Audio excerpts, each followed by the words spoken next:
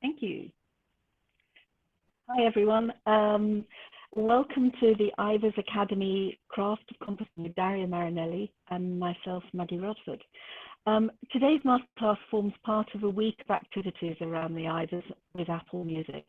The awards took place yesterday, and the Craft of Composition is the latest in a series featuring world-class composers of film, games, and television, discussing their work on some of the most celebrated scores.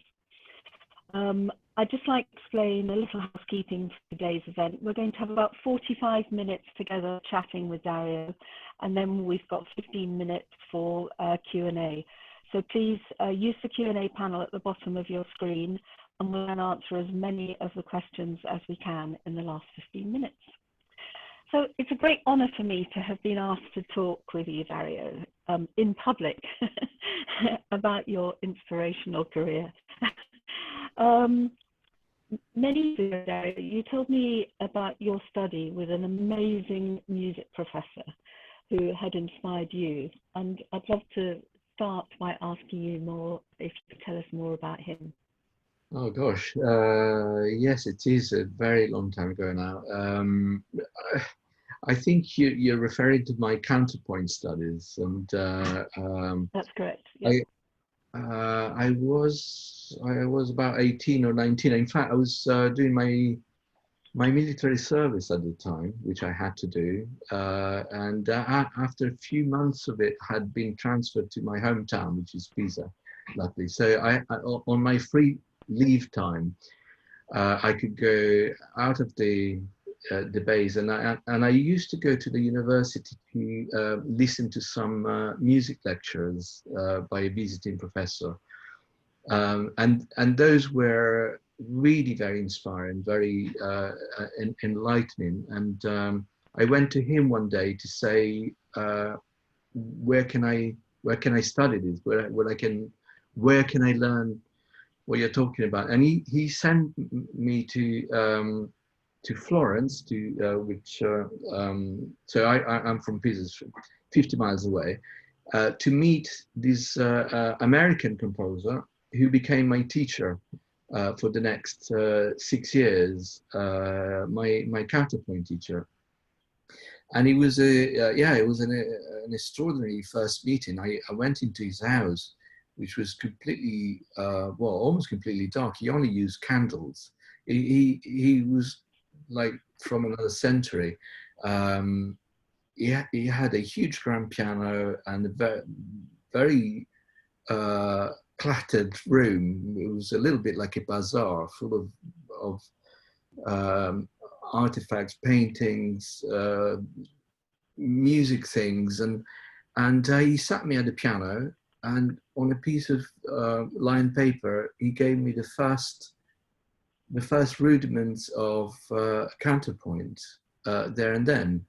And I was completely hooked. I didn't want to do anything else for the next 5 or 6 years. I did other things. I mean, I was studying, I got into playing the piano quite a lot at the same time. But you're right, it was an incredibly important meeting for me. And it made me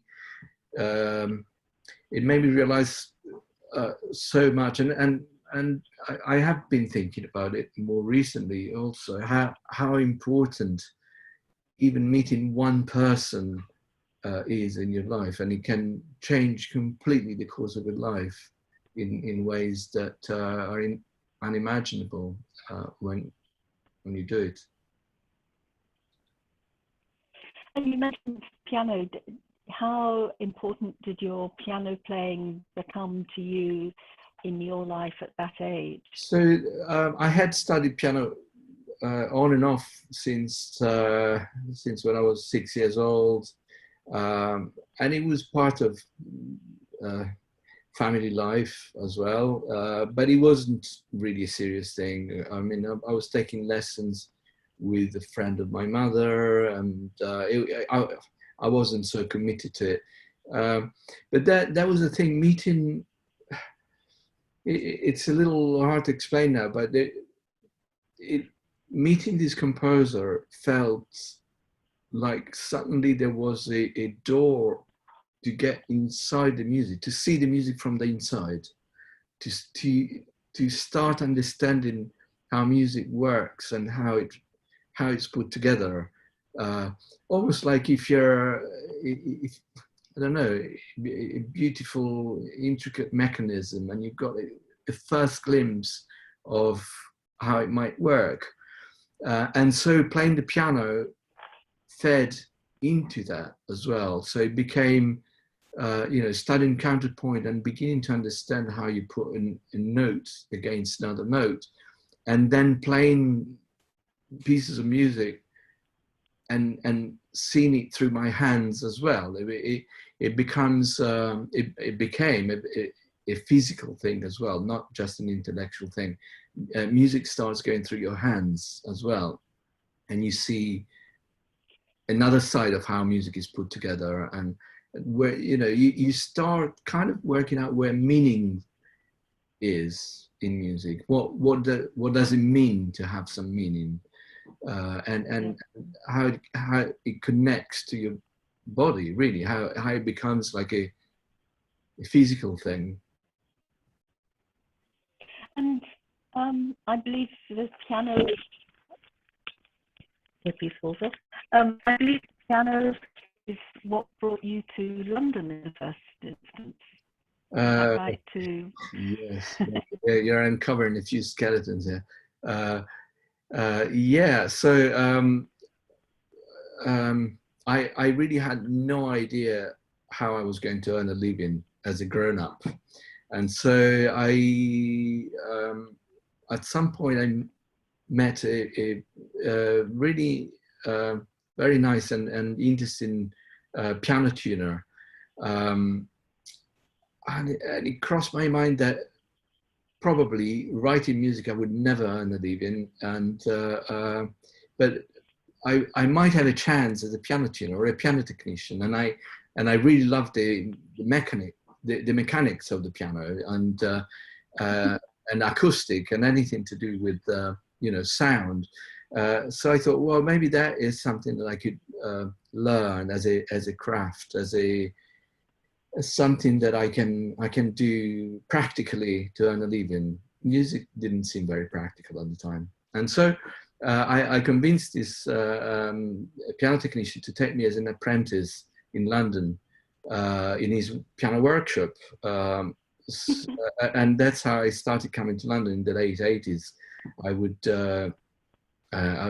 spend the summer in London refacing hammers and trying to learn how to retune pianos. Yeah.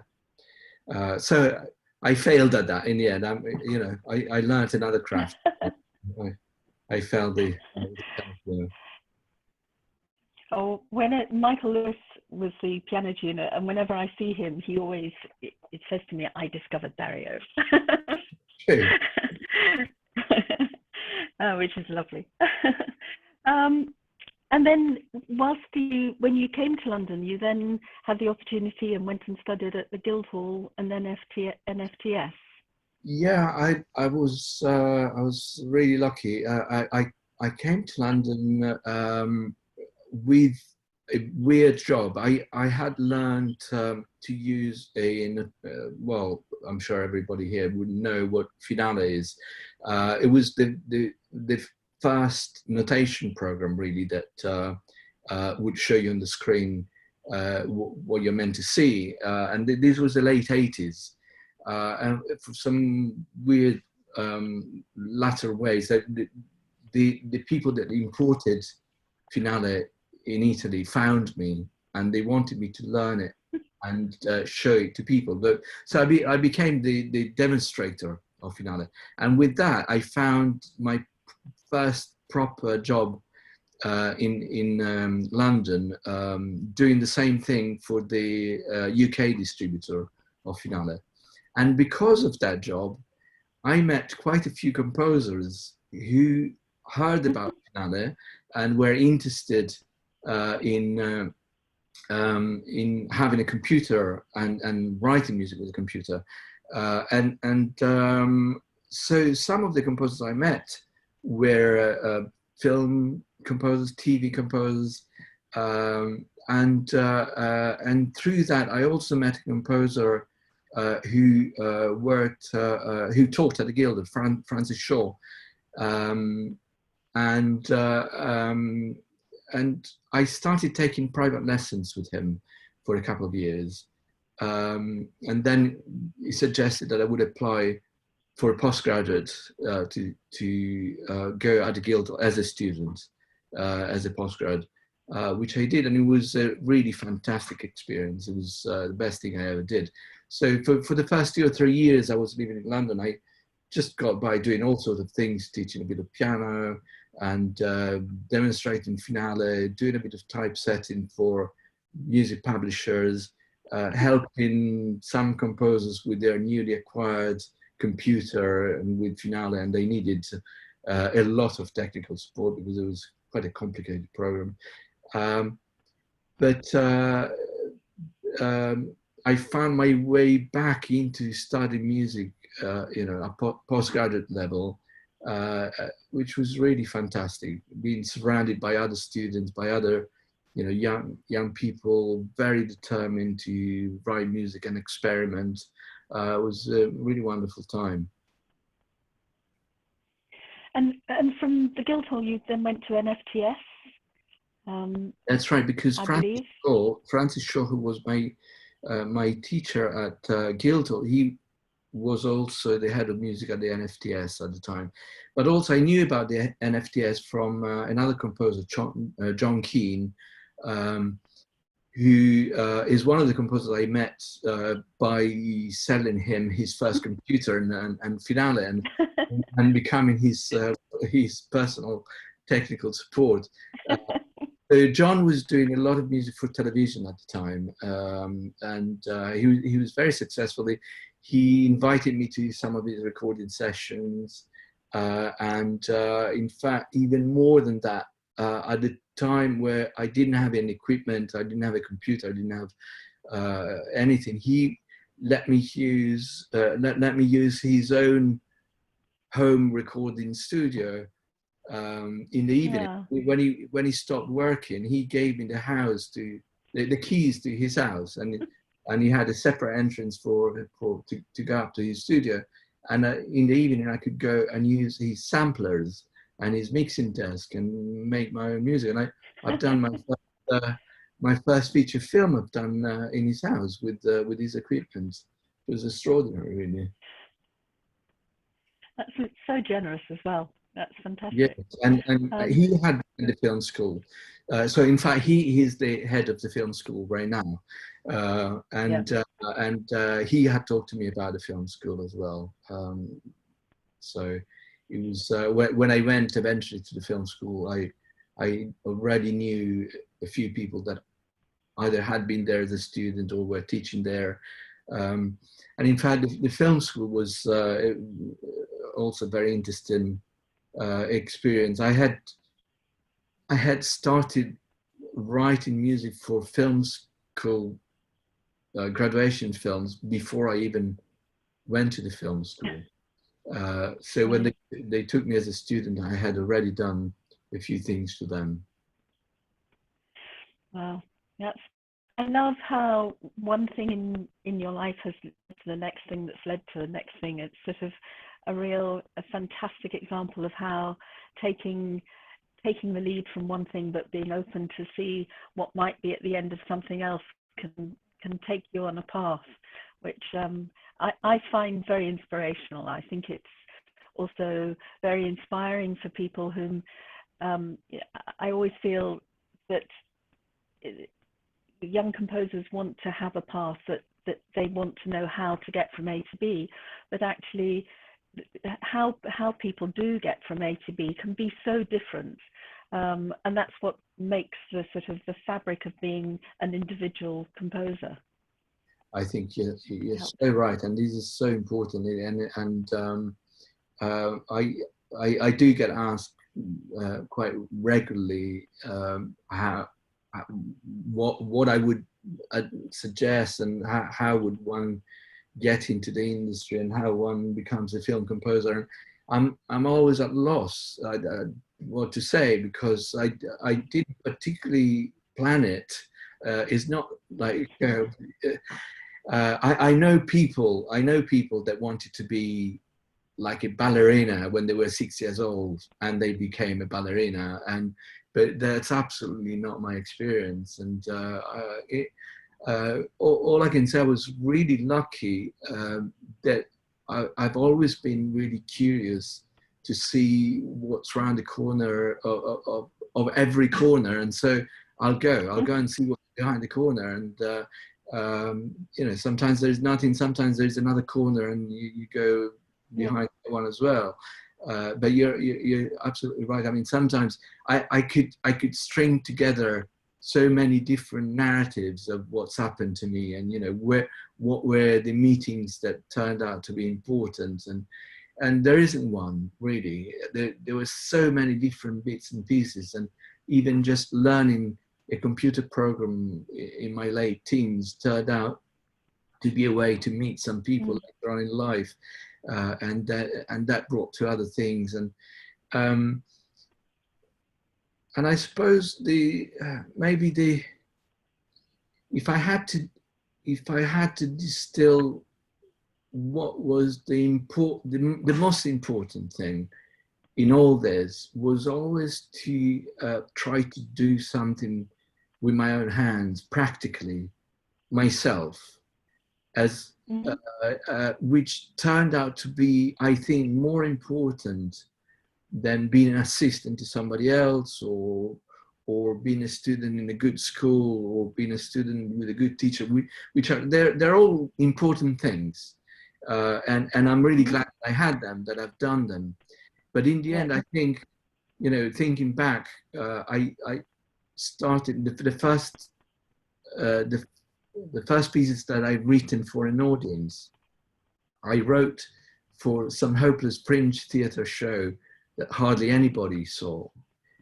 But, you know, thinking back, I think they were more important, the experiences I made writing those pieces and seeing how they worked with an audience, were more important than perhaps the exams I did in the conservatoire, or you know, the degrees. And there is a practical side to be a musician, and I'm not just talking about a composer. I think anything that has to do with music, I think there's a hugely practical aspect to it, and so anything you do is going to be useful. Is bound to be useful. I think there was a story you told me once. Maybe you could tell it in detail. Of, was it Paddy? How Paddy Bresnack discovered your music by listening to a cassette. Yes, well, Paddy's been my way into cinema, and so I was, as I said, I started doing some theatre, fringe theatre, literally at the top of a pub. And literally with very often not being able to perform because there were fewer people in the audience than on stage. And there's a rule that you can't do the performance unless there are more people in the audience than on stage, or at least there was. I don't know if that's scrapped these days. But yes, talking about one thing leads to another. The boyfriend of one of the actresses in the show that I was playing the music for, and he kind of half improvising on stage, and he was about to act in a movie by a first-time director, and he heard that the director was looking for a composer, and I had made a tape of the music for the theatre show, and so this actor, who was about to act in his first movie, and it was the first movie by the director as well, made sure that the director found, let's say, the tape in the bathroom while he was having a bath. That's how he told me. That's how he told me this story. And That's a great story. so Paddy found this tape in the bathroom and put it in the cassette tape and played it. So for him, it was a completely casual discovery. And for me also, I only learned about this many years later, where I realized how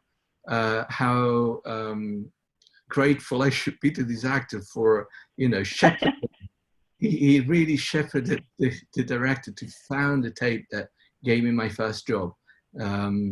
So anyway, Paddy had a bath, liked the music, and asked me to write the music for his film. And that's how it went. And that's the beginning of a relationship for 4 or 5 films. That's right. As yeah. well. So which yeah, is so lovely.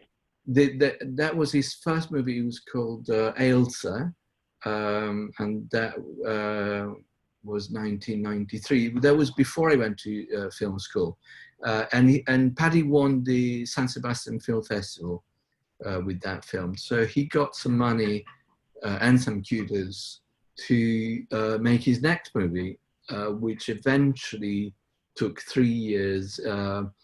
And was a co-production between RTE and BBC Films, and he asked me again to work with him. In between, he had done a few TV things that he had asked me to score as well. So my first 5 or 6 scores were all recorded in Dublin, with the legendary Brian Masterson as an engineer at Windmill Lane.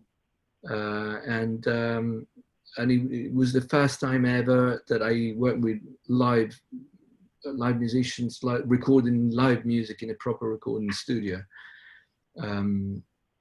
which is a really fantastic experience. Oh, that's fantastic. And then at film school, you met Asif Kapadia, or Kapadia. Yes, but Asif was at film school. Asif was studying at the Royal College of Art at the time. Yeah. All right. So yeah. And you again went on and worked on several films with him, which won many awards.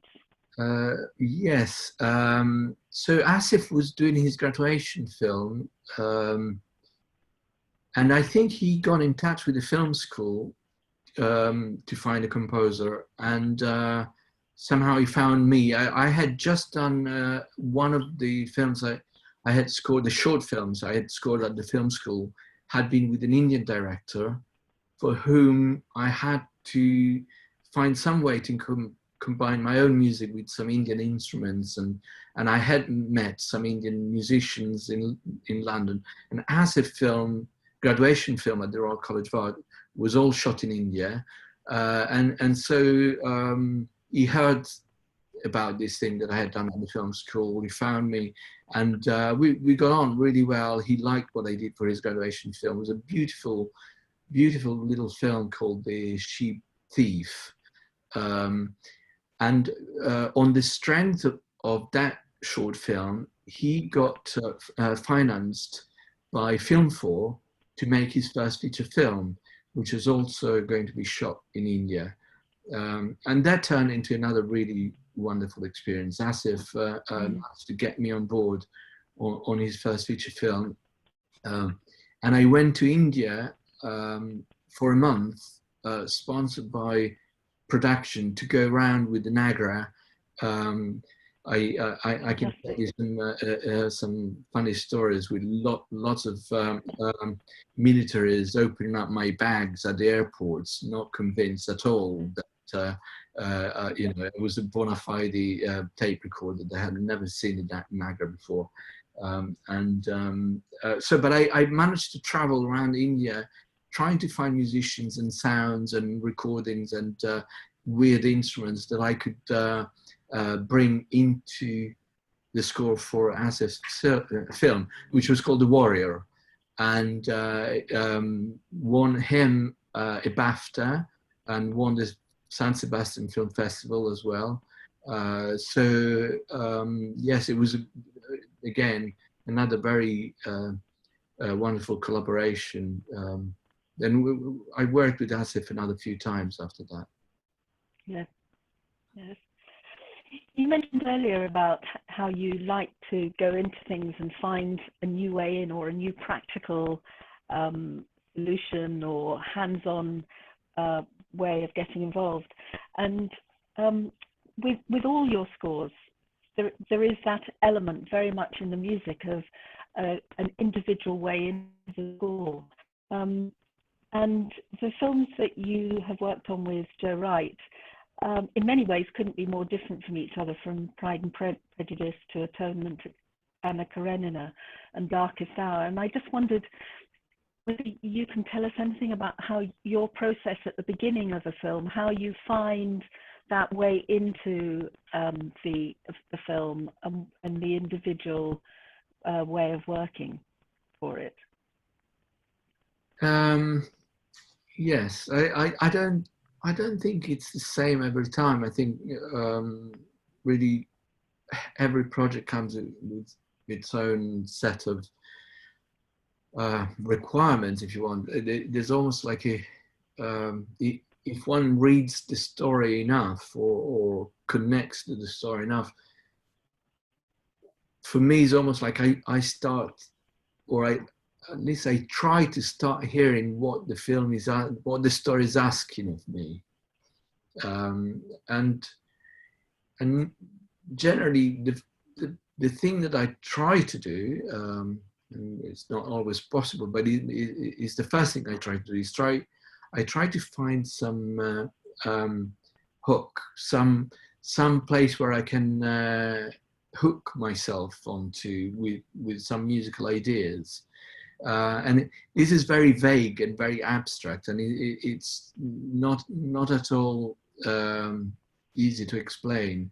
But it's not the same every time. I mean, sometimes might be a sound, or it might be a totally abstract idea. I mean,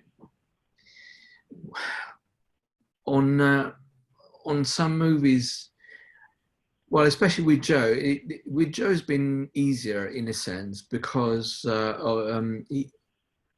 invariably he's asked me to get involved with the film before he shoots it, and so, you know, by default, I can't connect the music to the images. I have to connect it to something that is not visible, and also it's been easier with him, partially because at least the first couple of movies we've done, there was a very obvious way to get into the film with the music, because there would be music played by someone within the frame. You've frozen. You're still there, Maggie? Yeah, I'm still here. No, the image is completely frozen. That means for me immediately research.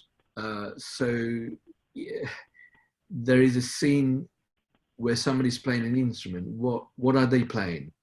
Are we writing it? Are they playing period music? Are we making our own period music? What does it then mean in the context of the rest of the score? Does it mean that the piece they play might have a theme that becomes a main theme? And then if that's the case, is it a main theme that connects to that character, or is it connected to that situation, or is it connected to something completely different? Or is there, so you see immediately, anything becomes an excuse to make connections to something else.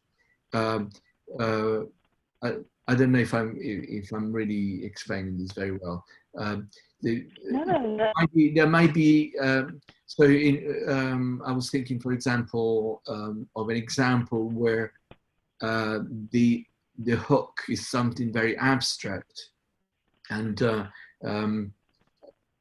the first one that comes to my mind would be on V for Vendetta, where I had to somehow sell the directors and the producers some kind of an idea about what the music could do.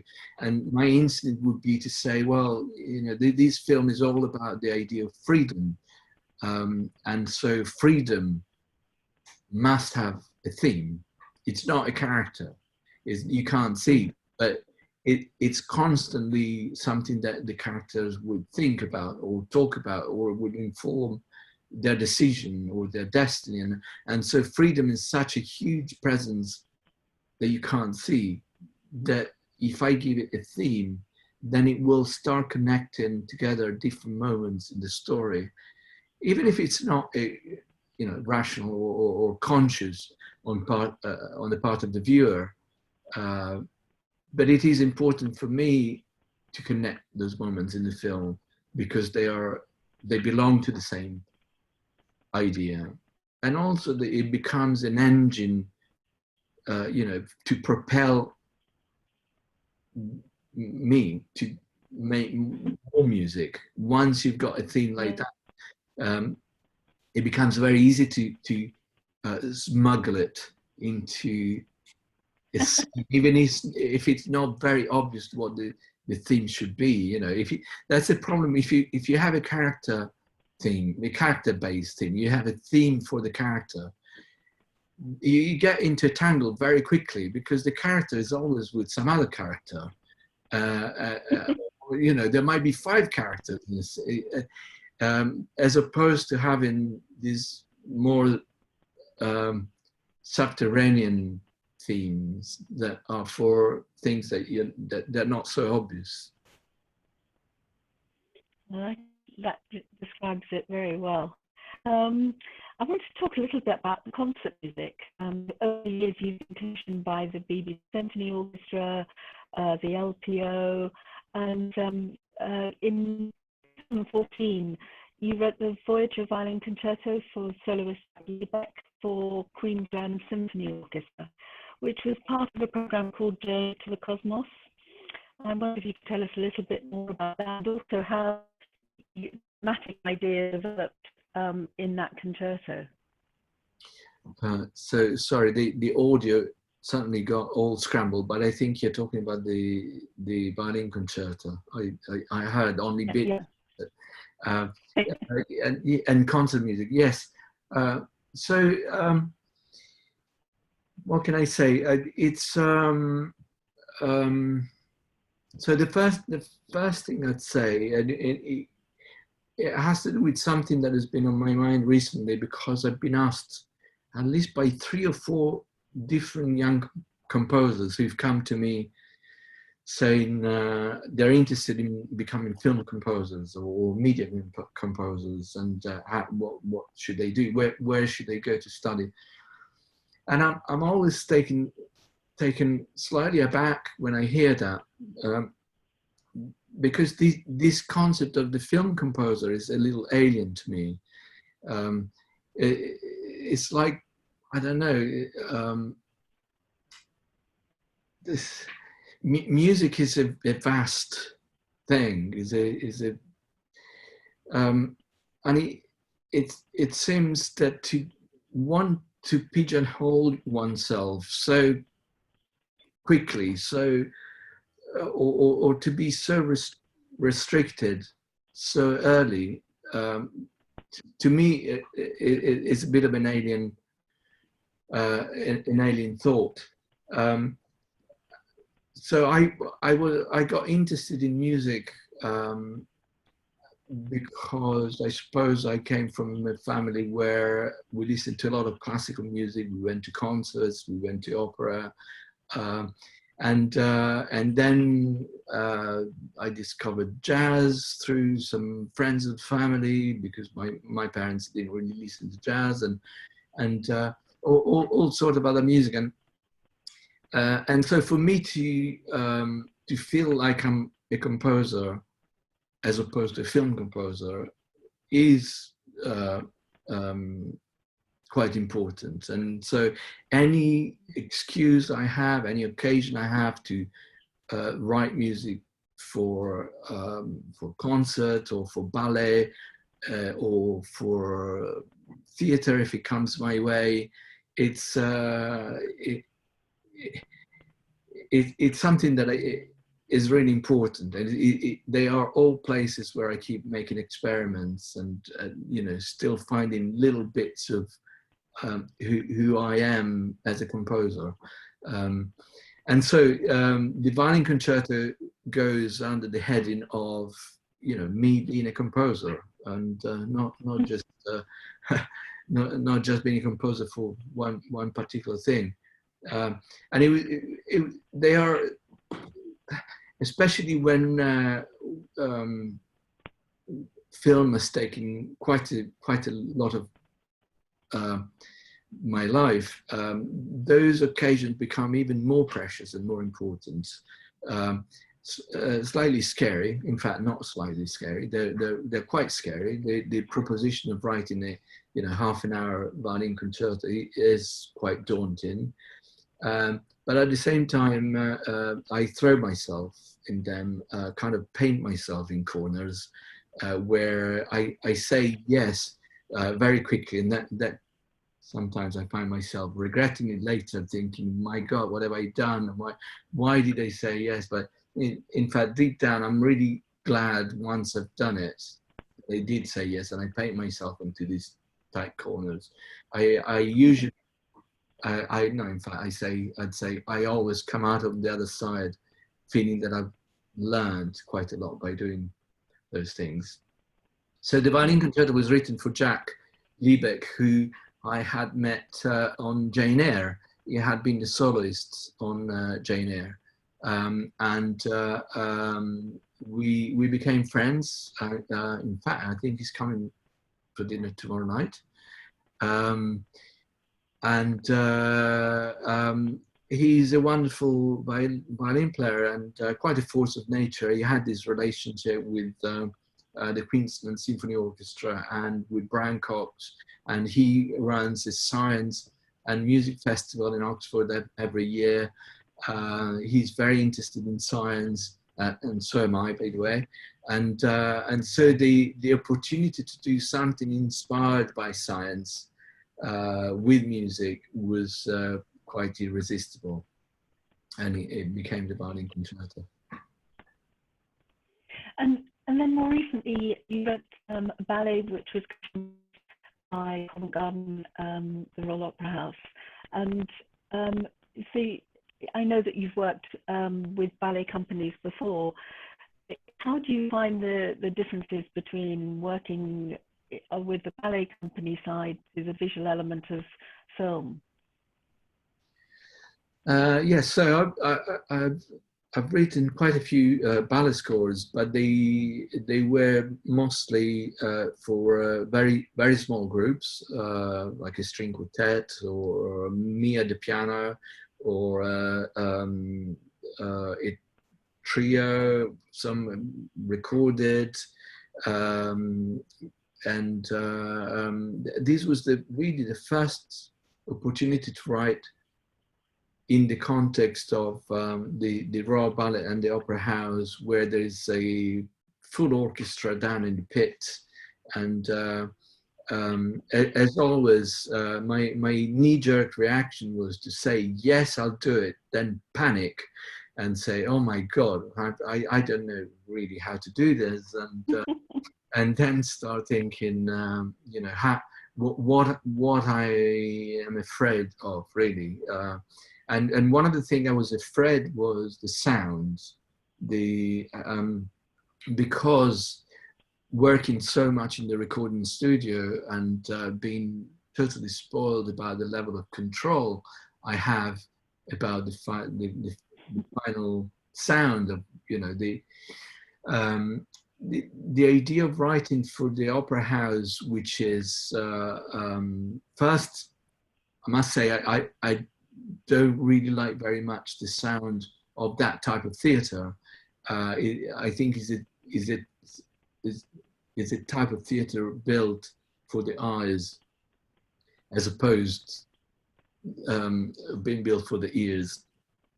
So the sound gets really, the life of the sound is sucked out by the velvet, by the alcoves, by the boxes, by the armchairs, and so the sound is very, very dry. Every time I've gone to the Opera House, it takes me a little while to readjust. It's okay with opera. In fact, it's perfect with opera because it muffles the orchestra. just the right amount for the singers who are on stage to really project, and the balance is perfect. But if you have the orchestra on its own, then it becomes really daunting, you know, how to get the resonance that you want out of it. So it became for me almost like an exercise, a challenge, an orchestration exercise, if you want, where I really had to try to compensate for what I perceived being the shortcomings of the architecture and the acoustic of the place. And it was really a very interesting learning experience in terms of seeing how it's a very structured way that a ballet of that scale is put together. You know, from the rehearsal scheduling, the pianists that need to have the piano reduction of the orchestral scores, and how that is put together. So I ended up doing quite a lot of the piano reductions, and they have a music department that takes care sometimes of, or they took care of part of it. The relationship between the pianist and the composer and the choreographers and the dancers become really important. You know, if you go to the rehearsal, the pianist decides to take it too slow. Everybody learns it too slow, and the composer can't. You know, it's like the pace of the music is not dictated by the composer, but by the rehearsing pianist, which is kind of crazy, but that's exactly how it works. So it becomes important for the composer to be there and make sure things will happen in a certain way. And anyway, it was a great learning experience. I'm really pleased in the end. And I obviously would love to mention that you won 3 Novello Awards for Best Original Film Scores for Anna Karenina, Kubo and the Two Strings and Atonement. And wondered if you can give everyone a bit of a taste of what it feels like to be at the awards and to win an award like that. Well, it's as always the awards. The awards don't really have a lot to do with the real work, but they're awfully nice to get after a lot of work. I think the main pleasure of even being nominated, never mind winning, but being nominated by a panel of your peers, and so it's because it's your colleagues that recognize something that you've done. It obviously comes with a huge amount of pride. You know, they're people that I respect immensely, and I admire and envy also very often, and so to be recognized by them, that, you know, that's a real prize. Oh, that's lovely. So if we move on to some questions that we've been sent during our last 45 minutes. It's a question from Fernando Ayuso, and to phrase it slightly, he's a great believer in the composer can consider himself as a filmmaker, and Dario is one of the best filmmakers working in cinema today. That's one of the things I love about his work, the powerful ideas behind the story and the characters, adding the information the actor can't say or the images are not able to show. With your music, you go beyond that. The music acts as a second and parallel script. Do you see yourself as a filmmaker? I read Paul Haggis saying you proposed to change the final sequence of the third person, and he edited those scenes and really appreciated the ideas you put on the table. Yes, well, thank you. First of all, nice compliment. Yes, the short answer is yes, I see myself as a filmmaker. I invest heavily in the telling of the story. I don't I'm not really interested in decorating the story superficially with some nice sounds on top. And I think music is hugely powerful to shape the way the story is perceived. So I feel a huge amount of responsibility, brandishing this weapon, this mighty weapon that music is.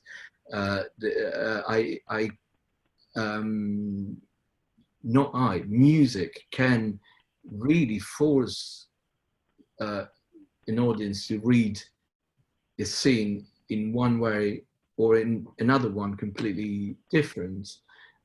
So it is a huge responsibility, and I make a point when I read the script to, if I get involved quite early, to read it several times and try to really understand whether there is a space in the story for the music to do exactly that.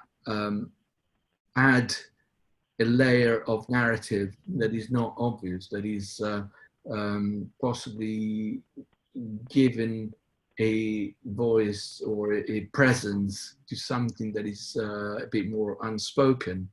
And it's, sometimes I thought maybe this is overly abstract and fancy, but music, I think, because is dealing with quite abstract objects, a musical theme is, you can't touch it, you can't see it, you can't put it under the microscope. It's kind of there in it, but it has an abstract side and also a physical side that is very much physical. It really can grab you in a bodily way, in a physical way, and so it's got this wonderful double. How do you call it? It's like soap. No, this is not very poetic. It can grab both sides of the story, the intellectual, but also the physical. So I see it as part of my job to be right there in the middle of how the story is told in that way. And do you find that you quite often have those conversations with a director about sort of what you see the meaning or the way the music should work with the scene? Is that a very part of the discussion that you have? Yes, and they're beautiful discussions. I think the most, if I have ever had problems with directors, is when the conversation has become too much about the music and too little about the storytelling. And so I think as long as it's the conversation keeps very close to the reason why we're doing whatever we're doing in terms of telling the story, then things go always very smoothly. I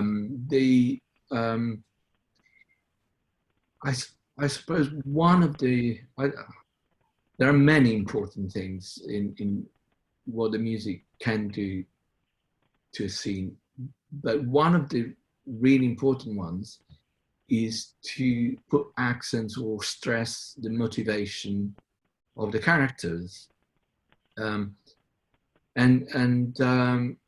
These are things that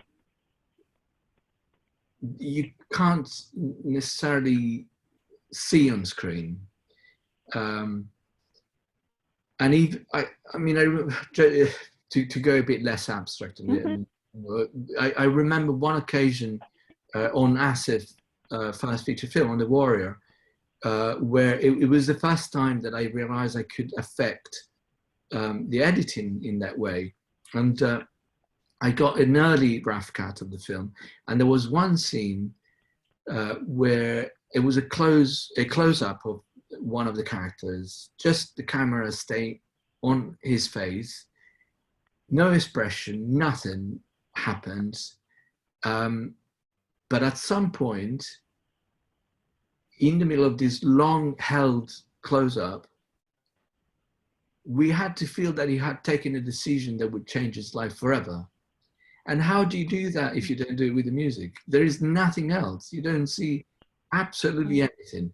But in that moment, the music will let you know that something very important has happened. And I remember Asif really telling me, very pleased, that because of what I had tried, he would be able not to lose that shot, because he was absolutely sure that his producer was going to ask him to cut that shot, because he was doing nothing. He was just holding a face. And so, you know, I felt very smug and very pleased that, in my little way, I held a few more seconds of footage on that shot to say something. It was a good lesson for me. You know, I tried something and it kind of paid off, and it made me more aware of how powerful music can be. Mm-hmm. We have another question from Christian, who is asking, what's your workflow? You're usually involved in the movie project early on from the script, for example. You start to work with pencil and paper, or do you work straight on your digital workstation? Mostly is straight on the digital workstation. I very rarely use pencil and paper. I have in the past, and very rarely I would be away from my studio and a bit of a tune comes in my head. A bit of a tune comes in my head. It happened. It has happened on occasion. So, for example, when I was in India on researching music for The Warrior, I quickly realized that it would have been very useful to have a theme that I could give musicians that I encountered on the way to play on their own instruments. But of course, they didn't read music. Not most of them were not trained in Western notation. But one night on a night shoot, I scribbled down a few lines, and this is something that has happened to me rarely. The pen and paper thing, and it has turned into some quite simple themes, but useful. But these days, mostly I go to the computer and the piano, just the piano sound. And it's important for me that whatever I do is recorded. God forbid something amazing comes out, you never know. And I want it to be there recorded for me to go back and see what I've done, and maybe have the chance to develop it further if I have to.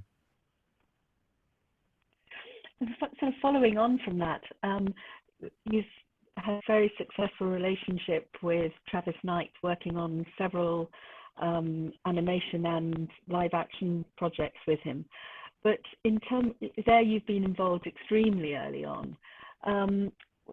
Maybe if you could tell us a little bit more about how you and Travis were working together over such a long period of time as well, for instance, on Kubo and the Two Strings. Yeah, well, on Kubo, like on Boxtrolls as well, there was the need for certain scenes to be scored very early, because the animated characters had to be animated to the musical. So in Kubo, Kubo is a musician. He plays the shamisen, and so his fingers on the neck of the shamisen had to be animated very exactly to what the music would have been. And so I ended up writing the music very early, before there was anything, really just based on the script and some drawings. But this is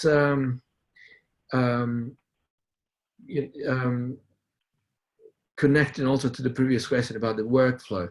It's something that I'm finding more and more. The earlier I start working, the the more the fear goes away. And this thing of the fear is quite a constant. And I'm not the only one. I know I'm not the only one. I've heard many colleagues talking about the fear of starting. You know, when you start a new work and getting there where there's hardly anything, you feel almost like you can just shoot. How do you say? You shoot from the hip. You hope you'll catch something, but if you don't, then you shoot again, and you just stop trying things out. There is a sense of experiment and exploration that is very liberating. And I think with a few directors like Travis, with Joe Wright, they've embraced this completely. They know that it's for them as well. It's the liberating field to say, no, I don't think we're going down the right route. Let's try this other thing. Or, and I think it partially is liberating also because it comes with a sense of not being so precious about my themes, my music. Because I treat it like experiments, then I feel I can do anything. You know, it's not set in stone. But in fact, usually it turns out that the very first experiments, because they're so free and sometimes a bit wacky, they get married to the images very quickly before even the temp score has the chance to settle in. And so work happens very quickly at that point, because very quickly you find you've got 2 or 3 themes established. The editor is really happy to have a bit of music to start positioning in different places in the film and experimenting with them. So it's a good thing for everybody involved, really. Dario, I absolutely love talking to you, always. But we've got to end this session here, and I'd just like to thank you so much. And, it's a pleasure. It's been fun. Thank you, everyone, and thank you for the questions. I hope you've all enjoyed this hour. Cheers. Bye. Bye.